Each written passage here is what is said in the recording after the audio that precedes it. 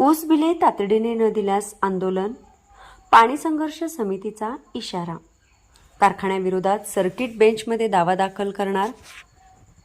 साखर कारखान्यांनी 14 दिवसात FRPची रक्कम देणे बंधनकारक आहे.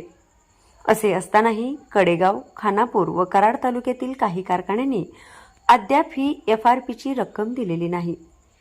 त्यांनी तात्काळ शेतकऱ्यांच्या खात्यावर वर्ग करावी, अन्यथा पाणी संघर्ष समितीतर्फे तीव्र आंदोलन केले जाईल, असा इशारा समितीचे अध्यक्ष DS देशमुख यांनी कडेगाव येथे पत्रकारांशी बोलताना दिलाय. ते म्हणाले, शेतकरी बँका सोसायटींचे कर्ज काढून ऊस शेती करतात, तर कारखान्यांनी ऊस बिलाची रक्कम न दिल्याने शेतकऱ्यांना बँका व सोसायटीचे पीक कर्ज कसे भरायचे असा प्रश्न पडला आहे. शेतीमध्ये शेतकरी व त्यांचे संपूर्ण कुटुंब शेतात राबत असते. त्यानंतर शेतकऱ्याच्या ऊसाला तोडणीसाठी मजूर पैसे घेतात.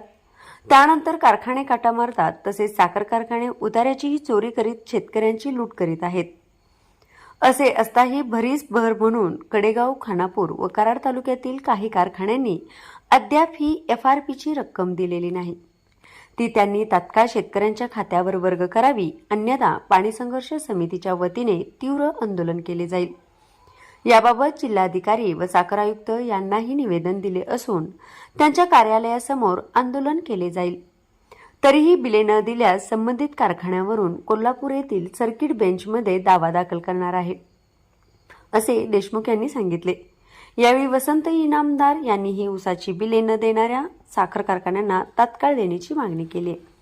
यावेळी तानाजी भोसले, बजरंग अडसू, नामदेव रासकर, सिराज पटेल, इम्रान पटेल, मोहन जाधव, शशिकांत रासकर, आप्पासाहेब यादव, मोहन जाधव यांच्यासह पाणी संघर्ष समितीचे पदाधिकारी व नागरिक मोठ्या संख्येने उपस्थित होते. शेतकऱ्यांची ऊसाची थकीत बिले कारखान्यांनी त्वरित दिली नाहीत तर पाणी संघर्ष समिती तीव्र स्वरूपाचा लढा उभा करून संघर्ष रस्त्यावर करेल आणि होणाऱ्या परिणामास संबंधित कारखानदार जबाबदार राहतील.